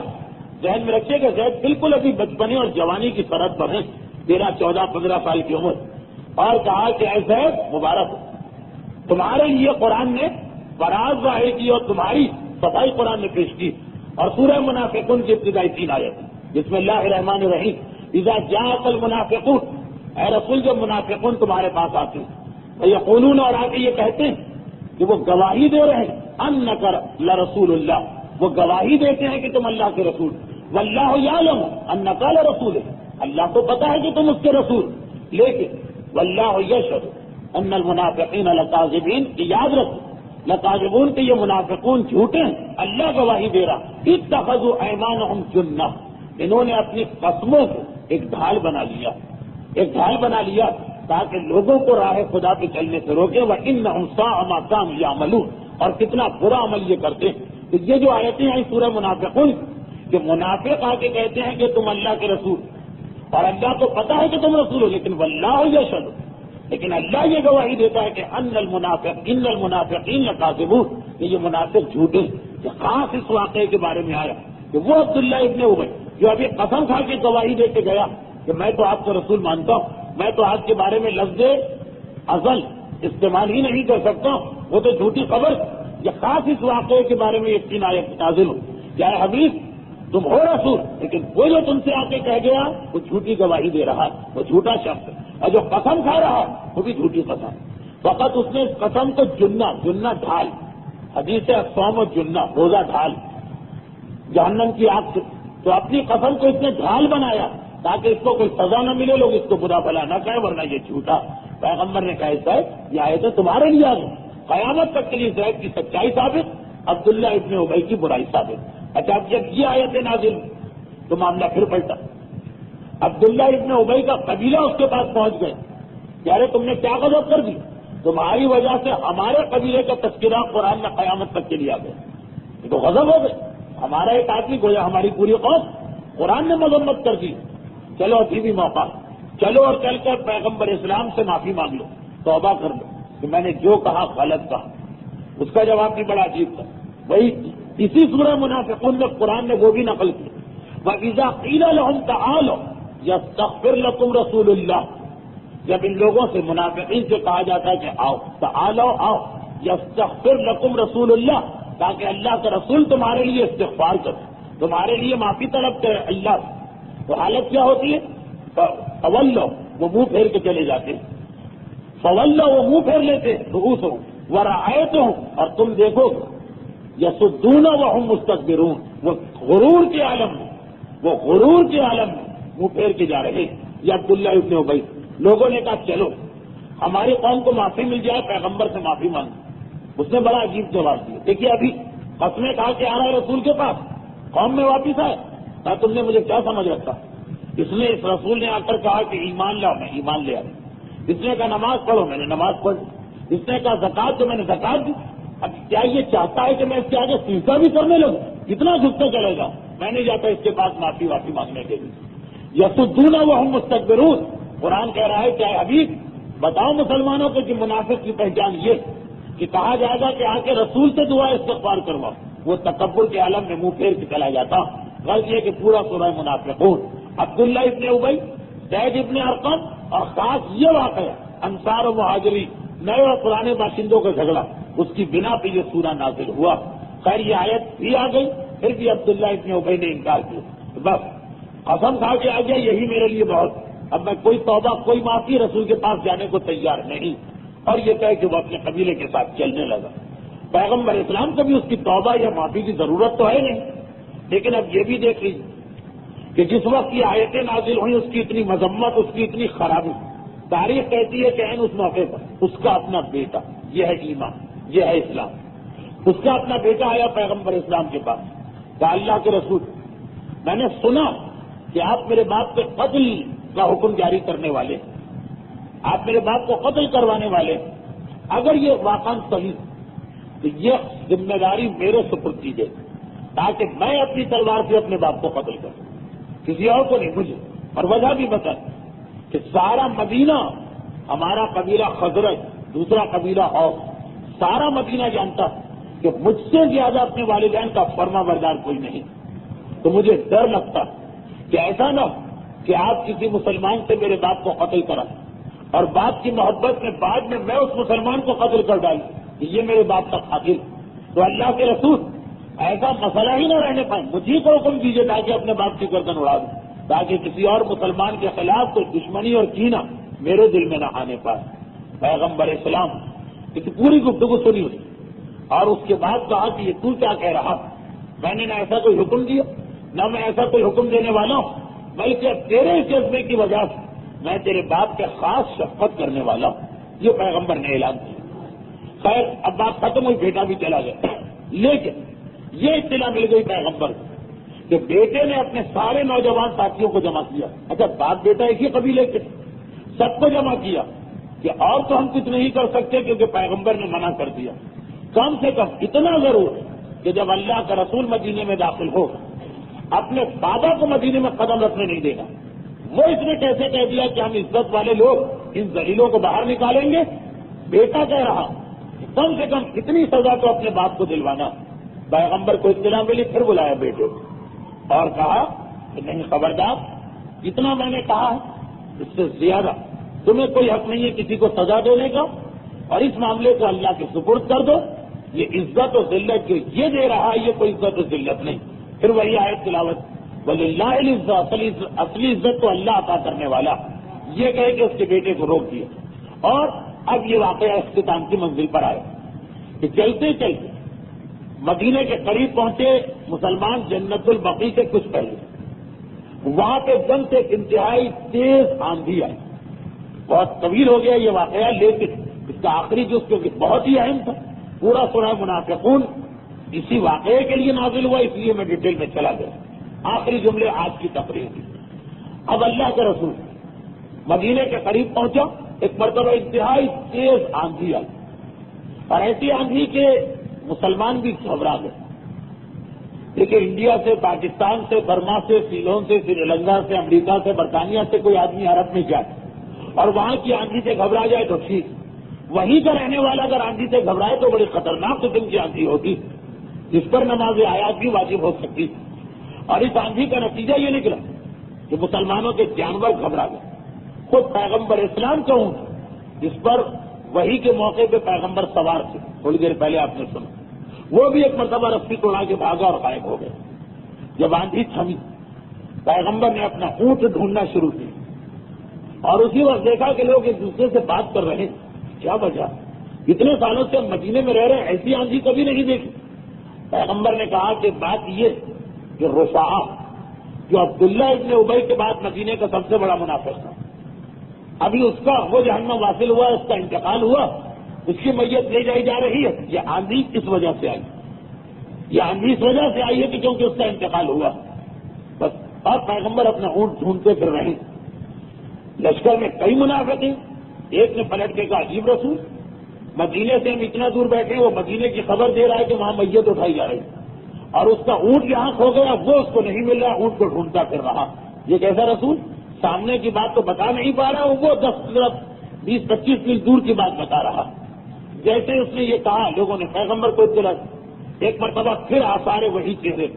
تھوڑی دیر بعد پیغمبر نے آخر کو مسلمانوں کو جمع کیا، کیا ہے مسلمانوں، میں نے کب دعویٰ کیا ہے کہ میں اللہ کی طرح کا عالم الغیب، میرے پاس جو خبر آتی ہے اللہ کی طرف سے آتی ہے، اور ابھی ابھی اللہ نے مجھے خبر دی، وہ رفاعہ کے مرنے کی خبر بھی اللہ نے دی تھی، اور ابھی ابھی بھی اللہ نے مجھے یہ خبر دی کہ میرا اونٹ فلاں مقام پر فلاں درخت ہے، اس میں اس کی وہ ٹوٹی ہوئی رسی الجھ گئی، وہ وہیں پر کھڑا، لہار ناکہ وہیں پر، جاؤ اور اس کو تلاش کرو۔ اب مسلمان دوڑ کے گئے تو واقعاً یہ دیکھ کہ اسی حالت میں اسی مقام پر وہ ٹوٹی ہوئی مہار درخت کی شاخوں میں الجھی بھی ہے، اور اونٹ بیچارہ اس کی وجہ سے کھڑا۔ اور جب مدینے میں داخل ہوئے تو تصدیق ہو گئی کہ واقعاً اب سے کچھ گھنٹے پہلے جب وہ آندھی آئی تھی تو رفاعہ کے جنازے کو اٹھایا گیا۔ پیغمبر اسلام پھر ایک اصول بتا دیں کہ نبی اور امام کے پاس غیب کی خبریں ہوتی، لیکن باذن خدا اللہ کی جانب سے ان کو یہ اطلاعات ملتی رہتی ہے۔ یہاں سے غزوہ بنو مصطلق، مجھے اندازہ نہیں تھا کہ یہ اتنا طویل ہو جائے، اس میں 4 اہم ترین پیغام، جنہوں سے لڑائی وہ آپ نے سن لی پچھلی منگل کو، اس کے بعد جناب جویریہ کی شادی، انصار و مہاجرین کا جھگڑا، یہ 2 باتیں آپ سنیں۔ ابھی ایک چوتھی اہم ترین بات باقی بچی ہوئی، اور یہ چوتھی بات وہ ہے جس کے اثرات تاریخ اسلام کربلا تک پہنچے تھے، اس چوتھی بات کے اثرات۔ لیکن کیا کروں، ایک تو ویسے ہی سردی اور پھر بھی وقت بھی پورا ہو گیا۔ غزوہ بنو مصطلق کا بھی آخری پیغام باقی، وہ بھی بڑا اہم پیغام، بہت ہی اہم۔ جناب عائشہ پر ایک تہمت اسی غزوے میں لگی، اسی کا واقعہ رہ گیا۔ عبداللہ ابن ابی مدینے پہنچ کے بمشکل 1 ہفتے اور جیا، اس کا واقعہ بھی اسی کے ساتھ آئے گا۔ اور پھر ایک اہم ترین پیغام، پیغمبر اسلام فقط نماز اور روزے ہی کا حکم نہیں دیتے، ہمیں رسم و رواج کے خلاف بھی جہاد کے لیے تیار کرتے ہیں۔ انشاءاللہ آئندہ منگل کی تقریر جو سیرت رسول پہ تقریر نمبر 89 ہو 89، اس کے یہ 3 موضوع ہیں۔ اس کا مطلب یہ ہوا کہ جنگ خندق اب مزید 1 ہفتے کے بعد اس کا بیان شروع ہوگا۔ بہرحال جو لوگ باقاعدگی سے تشریف لا رہے ہیں اور یہ ذکر سن رہے ہیں، ان کے لیے تو سارے کے سارے واقعات دلچسپ ہیں اور ایک تسلسل کے ساتھ چل رہے ہیں۔ نئے آنے والوں کے لیے بعض اوقات مسئلہ ہو جاتا، تو اس وقت بھی نئے آنے والوں کے لیے میں واضح کر دوں کہ اس درس کا طریقہ کار یہ ہے کہ اختتام درس میں کچھ نہ کچھ مسائل فقہ بیان ہوتے ہیں۔ کبھی کبھار یہ ہے کہ دوران تقریر ہی سیرت رسول کے کسی واقعے میں مسائل کا ذکر آ جاتا، لیکن جب کبھی ایسا ممکن نہ ہو تو آخر تقریر 2-3-4 منٹ مسائل کے لیے لیے جاتے ہیں۔ اور آج بھی اگرچہ خاصا وقت ہو گیا اور ایسی شدید سردی اور موسم، تو درس ہو جانا ہی کمال ہے، بجائیے کہ ہم 1.25 گھنٹے تک پہنچ جائیں۔ لیکن میں یہی سمجھتا ہوں کہ اگر سیرت رسول کے بعد مقصد رسالت کو بیان نہ کیا گیا جس کے لیے یہ ساری زحمتیں برداشت کی جا رہی، تو شاید انصاف نہ ہوگا۔ اس لیے چند منٹ مسائل کے لیے۔ مسائل میں آج ہمارا عنوان صرف ایک ہی مسئلہ ہے، داڑھی رکھنے اور داڑھی منڈوانے کا۔ اچھا، داڑھی کے سلسلے میں جو کچھ شکایت بھی ہے لوگوں کو مجھ سے، وہ یہ ہے کہ ممبر سے جس انداز سے تذکرہ ہوتا، عام گفتگو میں لوگ دیکھتے ہیں کہ وہ تذکرہ نہیں ہے۔ بعض لوگ تبلیغ اس بات کو سمجھتے ہیں کہ بھرے محفل میں بھی کسی کو شرمندہ کیا جائے اور ذلیل کیا جائے، ہاتھ پکڑ کے کہا جائے کہ آپ کے چہرے پہ داڑھی کیوں نہیں ہے مثلا۔ یہ کئی لوگوں کو شکایت ہے، خصوصاً حج کے قافلے پہ جانے والوں کو، کہ وہاں میرا اور تقریباً ہر حاجی کا ذاتی رابطہ پرسنل کانٹیکٹ بھی ہوتا ہے. ممبر پہ تو تقریریں ہوتی ہیں ضرور، لیکن یہ کہ ایک صاف داڑھی منڈا آدمی آ کے بیٹھتا، اس سے کیوں بات نہیں ہو رہی کہ آپ داڑھی کیوں نہیں رکھ رہے ہیں؟ یہ دوسری بات کہ آدھے سے زیادہ داڑھی منڈے تو اس لیے نہیں آتے کہ وہ یہ سمجھ رہے ہوتے ہیں کہ اگر ہم کہیں پہنچ گئے تو پھنس جائیں گے، لیکن جو میرا عام طریقہ کار ہے وہ یہ نہیں. ذاتی طور پہ کسی کا ہاتھ پکڑ کے یا کسی کو لوگوں کے سامنے ٹارگیٹ بنا کے بات کرنا، یہ کبھی بھی نہ میں نے تبلیغ اس کو سمجھا ہے نہ کبھی ایسی بات ہوئی. ہاں، جو عمومی گفتگو ہے ممبر وہ مسلسل ہوتی رہتی ہے، لیکن اس کا مطلب یہ بھی نہیں ہے کہ داڑھی کی کوئی اہمیت نہیں. داڑھی کے مسئلے میں آیت اللہ کوئی خاصے نرم فتوے کی حد تک، لیکن بہرحال مسئلہ اپنی جگہ مسئلہ ہے. تو داڑھی سے متعلقہ 4-5 مسئلے آغاز کوئی سے پوچھے گئے کہ داڑھی نہ رکھنے والے کی کیا اسلام میں حیثیت ہے، داڑھی کی مقدار کتنی ہونا چاہیے، داڑھی منڈوانے کی اجازت کب ہے. بہرحال یہ بات تو واضح ہے کہ داڑھی گناہ صغیرہ، لیکن بار بار گناہ صغیرہ بھی ہو تو گناہ کبیرہ بن جاتا ہے. لیکن اس میں بھی ایک ٹیکنیکل پوائنٹ، آغا کوئی کے نزدیک داڑھی کا رکھنا احتیاط واجب. احتیاط واجب اس مسئلے کو کہتے ہیں کہ اگر کوئی دوسرا مجتہد مل جائے تو آپ آغا کوئی کی تقلید میں رہتے ہوئے بھی دوسرے مجتہد کی بات فقط اس مسئلے میں مان سکتے ہیں. جہاں لفظ واجب آ جائے وہاں تو آپ کو اپنے ہی مجتہد کی بات ماننا، کسی اور کی بات مان ہی نہیں سکتے.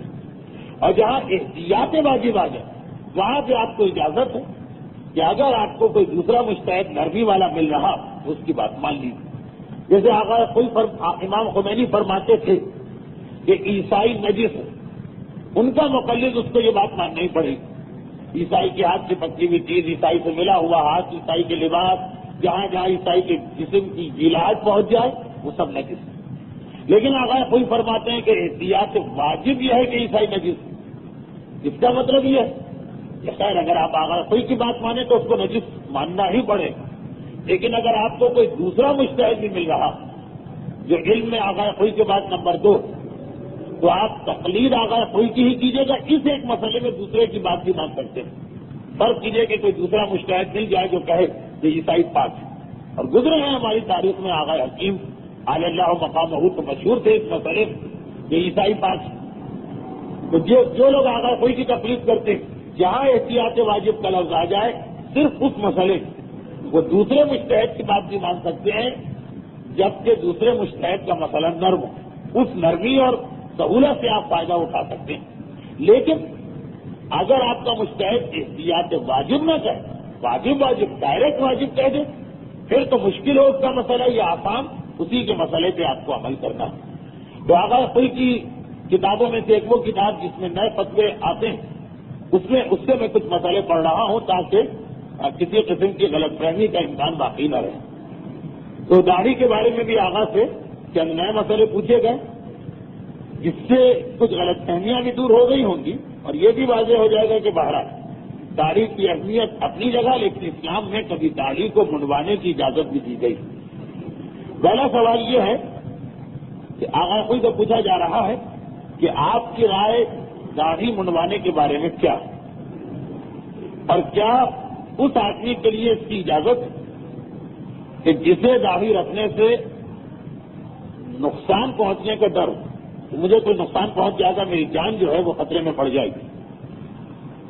فرماتے ہیں آغا کہ اگر داڑھی کا رکھنا کسی شخص کی جان کا خوف، جان کے لیے خطرہ بنے، یا اس کی انتہائی شدید توہین و بے حرمتی ہو تو داڑھی کا منڈوانا جائز ہے. ورنہ اگر یہ جان کا خطرہ نہیں ہے یا بڑی شدید توہین نہیں ہو رہی ہے، لم یجز علی الاحوط، احتیاط واجب یہ ہے کہ پھر داڑھی نہیں منڈوائی جا سکتی. دوسرا سوال پوچھا گیا آغا کوئی سے کہ کیا جو رخسار رخسار اس کے بالوں کو منڈوا سکتے ہیں؟ فرمایا کہ نام یجوز، جی ہاں رخسار کے بالوں کو منڈوانا جائز ہے. اصل داڑھی جو ہے وہ یہ تھوڑی کے بال. تیسرا سوال پوچھا گیا کہ تھوڑی کسے کہتے ہیں؟ جس کے بال داڑھی لیکن کیا مقدار ہے تھوڑی کی، یعنی کم سے کم کتنے بال ہونے چاہیے، تھوڑی کہاں سے کہاں تک، جسے انگریزی میں چن کہتے ہیں. فرمایا تھوڑی کی کوئی شریعت نے حد نہیں رکھی، بس اتنا کافی کہ عام لوگ یہ کہیں کہ اس آدمی نے تھوڑی کے اوپر داڑھی رکھی ہے، تھوڑی پہ تھوڑی سی داڑھی رکھی ہے، یہ بھی کہہ دیں تو کافی ہے. یہ کہا جائے کہ یہ جو چن ہے، یہ ٹھڈی یا تھوڑی، اس پر بال پائے جاتے ہیں، عام آدمی جس کو بھی کہہ دیں. شریعت نے کوئی مقدار نہیں رکھی کہ کم سے کم مونچھوں تک ہونے چاہیے یا کم سے کم 1 انچ ہونے چاہیے. جی نہیں، یہ سب کا سب عرف پر ہے کہ لوگ یہ کہیں کہ اس آدمی کی تھوڑی سے بال ہیں داڑھی کے، یہ کافی ہے اور جائز سمجھا جائے گا. اس کے بعد فرماتے ہیں یہ مسئلہ جو ہے بڑا اہم ہے. سوال کرنے والے نے پوچھا کہ آپ اے آغا خوئی، آپ نے فتویٰ دیا کہ داڑھی کا منڈوانا حرام ہے احتیاط واجب کی بنا پر. تو جو آدمی داڑھی منڈوائے کیا ہم اس کی غیبت کر سکتے ہیں اور اس کو فاسق مانیں گے؟ آغا کا جواب بہت ہی توجہ سے سننے والا ہے. فرماتے ہیں جی ہاں، داڑھی کا منڈوانا تو حرام ہے احتیاط واجب کی بنا پر، لیکن اس داڑھی منڈوانے والے کی غیبت جائز نہیں جس کے بارے میں یہ احتمال یعنی یہ چانس ہو کہ شاید اس نے دوسرے مجتہد کی طرف رجوع کر کے داڑھی منڈوائی. اگر ایک ایسا آدمی ہے کہ یہ احتمال ہے کہ اس آدمی نے شاید اس لیے داڑھی منڈوائی ہے کہ اسے کوئی دوسرا مجتہد مل گیا ہوگا، یا یہ احتمال ہو کہ شاید اتنی شدید اس کی توہین اور بے حرمتی ہو رہی تھی کہ اس نے داڑھی منڈوا لی، تو وہ آدمی جس کے بارے میں یہ چانس پایا جائے، احتمال، یقین بھی ضروری نہیں، ایک احتمال کہ یہ آدمی مثلا اتنا مذہبی ہے، دیندار ہے، باقی سارے احکام دین پہ عمل کرتا، اس نے جو داڑھی منڈوائی ہے تو یقین ہے یا تو کسی اور مجتہد کی طرف رجوع کیا، یا یہ کہ اس کو اتنی زحمت ہو رہی ہے معاشرے میں، ناقابل برداشت توہین ہو رہی. اگر یہ امکان ہے کسی کے بارے میں تو داڑھی منڈوانے کے باوجود نہ وہ فاسق ہے نہ اس کی غیبت کی اجازت ہے. تو اب اس کا مطلب یہ کہ وہ لوگ تو بہرحال اس سے نکل گئے جو اس لیے داڑھی منڈواتے ہیں کہ اسلام میں داڑھی ہے ہی نہیں، اس کے بارے میں تو کوئی چانس ہی نہیں، یا کہے کہ کہاں لکھا ہے قرآن میں، یا کہے کہاں ہے داڑھی کی اہمیت. لیکن وہ آدمی کی جو داڑھی کی اہمیت کو مان لیتا ہوں اور پھر داڑھی منڈواتا ہوں، اس کے لیے آقا نے کہا کہ اگر وہ بغیر وجہ کے داڑھی منڈوا رہا ہے تو گناہگار تو ہے، لیکن ہم اور آپ اس کی نہ غیبت کر سکتے ہیں نہ اسے فاسق مان سکتے ہیں، جس کے بارے میں یہ احتمال ہے کہ ضرور کسی مسئلے کی وجہ سے اس نے داڑھی منڈوائی. تو اس میں احتیاط کرنا پڑے گی کہ اس طرح سے ہر ایک کی ہم برائی نہیں کر سکتے کہ وہ داڑھی منڈا. اس کے بعد 2-3 آخری مسئلے ہیں اور یہ بہت اہم ہے. پہلا مسئلہ یہ ہے کہ جو آدمی داڑھی منڈواتا ہے اگر وہ کسی مسئلے میں گواہی دے تو کیا ہم اس کی گواہی قبول کر سکتے ہیں؟ چاند کے مسئلے میں، نجاست کے مسئلے میں، طہارت کے مسئلے میں، اس مسئلے میں کہ فلاں آدمی سید ہے اس کو خمس دے دیجیے، اس مسئلے میں کہ فلاں آدمی مجتہد کا وکیل ہے، مثلاً جو گواہیاں، داڑھی منڈے کی گواہی قبول ہے یا قبول نہیں؟ فرماتے ہیں کہ جی نہیں، اس کی گواہی قبول نہیں ہے، مگر یہ کہ وہ داڑھی منڈوانے میں معذور نکلے. یہ اگر ثابت ہو جائے کہ اس نے انتہائی مجبوری میں داڑھی منڈوائی تو اس کی گواہی قبول ہوگی، ورنہ اگر اس کی حالت پتہ نہ چلے کہ کیوں منڈوائی ہے داڑھی، اس کی گواہی قبول نہیں. اسی سے متعلقہ ایک اور سوال پوچھا گیا کہ کسی مسئلے میں ہم کو گواہی چاہیے اور فقط 2 ہی آدمی وہاں موجود ہیں گواہی دینے والے، ان میں سے ایک داڑھی منڈا ہے، کیا ہم اس پہ بھروسہ کر سکتے ہیں جبکہ اور کہیں سے ہمیں گواہی نہیں ملے گی؟ فرمایا جی نہیں، داڑھی منڈے کی گواہی پر قطعاً بھروسہ نہیں ہو سکتا ہے سوائے اس کے کہ آپ کو اس سے اطمینان مل جائے. خیر، اب آئیے آخری 2 جو اہم مسئلے. پوچھا گیا آغا سے کہ اگر باپ اپنے بیٹے کو داڑھی منڈوانے کا حکم اور اسے دھمکائے، ڈرائے کہ تم نے داڑھی نہیں منڈائی تو میں تمہیں نکال دوں گا، نکالنے کی دھمکی دی مثلا، تو کیا اس صورت میں باپ کی مخالفت جائز ہے یا جائز نہیں؟ آغا فرماتے ہیں کہ لا یجوز حلق اللحیہ بدون عذر شرعی، داڑھی کا منڈوانا بغیر شرعی مجبوری کے جائز نہیں احتیاط واجب کی بنا پر. وَيَجُوزُ مخالفت الوالد، اور والد یعنی باپ کی مخالفت بالکل جائز ہے اسلام میں، اذا امر بترک واجب، جب وہ کسی واجب کو چھوڑنے کا حکم دے اور فعل حرام یا کسی فعل حرام کا، تو اس صورت میں باپ کی مخالفت بالکل جائز، لیکن والاولی ارضاؤہ، بہتر یہ ہے کہ کسی طرح سے اسے بہلا کے پھسلا کے راضی کر لے داڑھی کے مسئلے پر، بہرحال یہ تو بہتر ہے۔ لیکن اگر کسی طرح بھی وہ آپ کے ہاتھ آنے کو تیار نہیں ہے تو مخالفت جائز۔ آخری مسئلہ کہ داڑھی منڈوانے والے کی سزا کیا ہے؟ ما عقوبت حالۃ اللحیہ، داڑھی منڈوانے والے کی عقوبت کیا ہے، سزا کیا ہے؟ اب دیکھیے، آغا کے اب تک کے مسائل سے کچھ لوگوں کے ذہن میں یہ خیال پیدا ہوا ہوگا کہ آغا نے تھوڑی نرمی رکھی، احتیاط واجب بھی لگا دی، گنجائش بھی دے دی کہ اگر جان یا عزت خطے میں ہو تو داڑھی منڈوائی جا سکتی ہے، داڑھی منڈے کا اتنا فیور کر لیا کہ جی اس کی غیبت نہ کرو، اسے فاسق نہ کہو، جب تک کہ یہ ثابت نہ ہو کہ وہ منکر داڑھی۔ لیکن یہ اس کا مطلب یہ نہیں کہ داڑھی کی کوئی اہمیت نہیں۔ اب دیکھیے آخری جملہ، ما عقوبت حالۃ اللحیہ، داڑھی منڈے کی سزا کیا؟ فرماتے لیس لہ عقوبۃ دنیاویہ، دنیا میں اس کو کوئی سزا نہیں ملے گی، جیسے شرابی کے 80 کوڑے، جیسے زانی تو سنسار کرنا، چور کا ہاتھ کاٹنا، داڑھی منڈے کو دنیا میں سزا تو نہیں دینی۔ لیکن اما عقوبتہ الاخرویہ، جہاں تک آخرت کی سزا ہے، وہی استحقاق الدخول فی النار، وہ یہ کہ یہ آدمی جہنم میں داخل ہونے کا حقدار بن گیا۔ کہ داڑھی منڈوانا، خلاصہ یہ نکلا کہ آغا کوئی کے نزدیک یہ 8 مسئلے داڑھی سے متعلقہ جو پڑھے گئے، یہ آغا کی اپنی کتاب سے پڑھے گئے ہیں۔ اس کا آخری مسئلے کا مطلب یہ کہ بہرحال شریعت کے الفاظ میں اگر کہیں آپ کو نرمی یا لچک نظر آئے، اس سے ناجائز فائدہ نہ اٹھائیے۔ آغا نے کہا کہ دنیا میں اگر کوڑے نہ ملے، سنسار نہ کیا گیا، ہاتھ نہ کاٹا گیا، اخروی سزا یہ ہے کہ یہ آدمی جہنم کا حقدار ہے۔ وہی استحقاق الدخول فی النار، یعنی داڑھی منڈوانا اتنا بڑا گناہ ہو گیا آگاہی کے الفاظ میں کہ اس کی سزا آتش جہنم۔ تو جہاں مجبوری ہو وہاں تو اسلام خیال رکھتا، وہاں تو اسلام خیال کرتا، لیکن جہاں مجبوری نہ ہو، آدمی خود بہانے تلاش کرے یا الفاظ کی نرمی سے فائدہ اٹھائے، وہاں بھی یہ مسئلہ ہے کہ جو ابھی آپ نے سنا۔ اور پھر فقہی اعتبار سے داڑھی کے لیے الفاظ چاہے نرم آئیں، فقہی اعتبار سے چاہے کچھ الفاظ نرم آئیں، لیکن ہمارے پاس تو ایک ایسی حدیث بھی آ رہی، اگرچہ ضعیف حدیث ہے، لیکن جب اس میں اتنی نسبت آ گئی کہ پھر ہمیں ایک مرتبہ ٹھہرنا تو ہے، سوچنا تو ہے کہ واقعاً اگر امام نے یہی کہا، فقہ تو ٹھیک ہے، وہ تو اللہ کا حکم، لیکن داڑھی کے بارے میں ایک حدیث آ جاتی ہے، اگرچہ حدیث ضعیف ہے، لیکن یہ ایسے خطرناک مسئلے ہیں کہ اس میں ضعیف حدیث سے بھی آدمی کو بچنا پڑے گا۔ وہ کون سے جملے؟ میرے مولا سید سجاد کا اپنے ماننے والوں سے خطاب۔ روایت میں یہ ہے کہ کربلا کے واقعے کے بعد جو نسل جوان ہوئی، اسے رہ کے ایک ہی تک چاہتا تھا کہ کاش اب میدان کربلا میں ہوتے تو جتنا ہو سکتا حسین مظلوم اور خانوادہ اہل بیت کے لیے اپنی جانوں کو قربان کرتے۔ آئیے لوگ میرے مولا کے پاس، مولا سجاد ہم کربلا میں نہ، آج کوئی خدمت کرنا چاہے آپ کے گھرانے کی تو کیا خدمت۔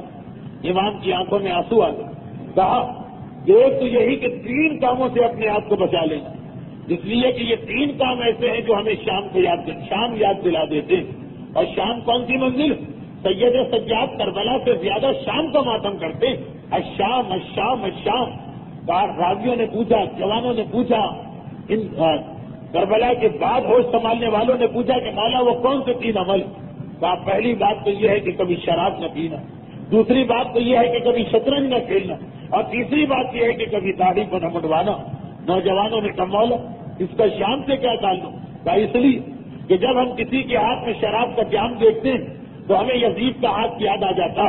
آپ کو معلوم ہے کہ یزید ایک طرف سیدانیوں کو اپنے دربار میں بلا چکا، اس کے بعد اتنا غافل بھی ہو گیا کہ کھڑے کھڑے یہ بیویاں تھک گئی، فقط اس لیے کہ یزید کے ہاتھ میں جانے شراب کے نشے میں چور، اور باب ازاں خالی مسئلہ شراب بھی نہیں، آدھی شراب پیتا اور آدھی شراب اس تشت میں ڈالتا جس میں حسین مظلوم کا چکا ہوا پاک و پاکیزہ سر ہے۔ میرا مولا کہتا جہاں میں شراب کسی کے ہاتھ میں نظر آئے ہمیں دربار یزید کا وہ منظر یاد آ جاتا۔ اور دوسری بات یہ کہ یزید پورے دربار کے اندر واحد شخص تھا کہ جس کی داڑھی منڈی ہوئی، جب بھی ہماری آنکھوں کے سامنے کوئی داڑھی منڈا آتا ہمارے سامنے وہی دربار یزید کا منظر آ جاتا۔ اور تیسری بات شطرنج، اس لیے کہ یزید شطرنج میں اتنا لگا ہوا تھا، اتنا محب تھا کہ زینب کبریٰ کھڑے کھڑے تھک گئی، شہزادی کے گھٹنے درد کرنے لگے، مگر یزید کے پاس کہاں وقت کہ بیویوں کی جانب توجہ دے۔ آئے زینب اتنی مجبور اپنے آپ کو محسوس کرنے لگی، بڑے دربار میں چاروں طرف دیکھا مگر کوئی مسلمان اتنا غیرت مند نہ نکلا، بڑے ہو کے اتنا کہہ دیکھا، اے رسول کی بیٹی زینب، آپ کے ساتھ چھوٹے بچے ہیں، آپ ضعیف ہیں، ہم جوان کھڑے ہو جاتے ہیں، آئیے آپ بیٹھ جائیے۔ کوئی غیرت مند نہ نکلا، اسی لیے تو چاروں طرف زینب نے دیکھا، جہاں کٹے ہوئے سر رکھے تھے عباس کا سر نظر آیا، زینب کو بھائی یاد آ گیا، عباس آج تمہارے نہ ہونے سے یہ دن آ گیا ہے کہ زینب کھڑے کھڑے تھک گئی، ایک غیرت مند مسلمان ہمدردی کرنے والا نہیں۔ تو یہ شطرنج، یہ شراب، یہ داڑھی یزید کو اتنا غافل کیے ہوئے ہے کہ اس کے پاس وقت نہیں، لیکن ارباب ازا پھر یزید کو کیسے وقت مل گیا ادھر توجہ دینے کا؟ ہاں وہ ایک ننھی بچی تھی کہ یزید کی توجہ ہوئی تو اس بچی کی وجہ سے ہوئی کہ یزید بھی حیران، عجیب بچی ہے کہ ایک ہاتھ اس نے چہرے پہ رکھا ہے، کبھی کھڑی ہو جاتی ہے، کبھی بیٹھ جاتی ہے۔ حیرت زدہ ہو کے پوچھا، اے بچی تیرا نام کیا ہے؟ کہا نام تو فاطمہ ہے، مگر بابا پیار سے سکینہ کہا کرتا تھا۔ یزید سوال کرتا ہے تیرا ہاتھ چہرے پر کیوں ہے؟ کہا یزید دیکھ میری بہنوں، میری پھوپھیوں اور میری ماں کے بال بڑے ہیں، بالوں سے چہرہ چھپا لیا، مگر سکینہ کے تو بال بھی اتنے بڑے نہیں، ہاتھ سے چہرہ چھپایا گیا۔ یزید کا آخری سوال، یہ کبھی کھڑی ہوتی ہے کبھی بیٹھتی ہے، آخر وجہ کیا ہے؟ کہا کہ اے یزید تیری فوج نے ایک رسی میں 18 گلے باندھ دیے ہیں، جب میں کھڑی ہوتی ہوں میرا گلا گھٹتا ہے، بیٹھ جاتی ہوں میرے بھیا سید سجاد کا گلا گھٹنے لگتا۔ پروردگارہ کربلا والوں کے ان مصائب کا واسطہ تمام صاحبان ایمان خصوصاً اس موسم میں رات کے اس حصے میں یہاں جمع ہو جانے والے ان مومنین اور مومنات کو، ان کی اولادوں کو، ان کے گھروں کو دنیا اور آخرت کی ہر پریشانی سے محفوظ فرما۔ پروردگارہ میدان کربلا کی لاشوں کا واسطہ ہمارے جملہ مرحومین کی مغفرت فرما۔ پروردگارہ جس اسلام کے خاطر آل محمد نے اتنی قربانیاں برداشت کی ہیں، ہمیں اس دین کے احکامات پہ عمل کرنے کی توفیق عطا فرما، اور ان مظالم کے انتقام کے لیے اپنی آخری حجت کے ظہور میں تعجیل فرما۔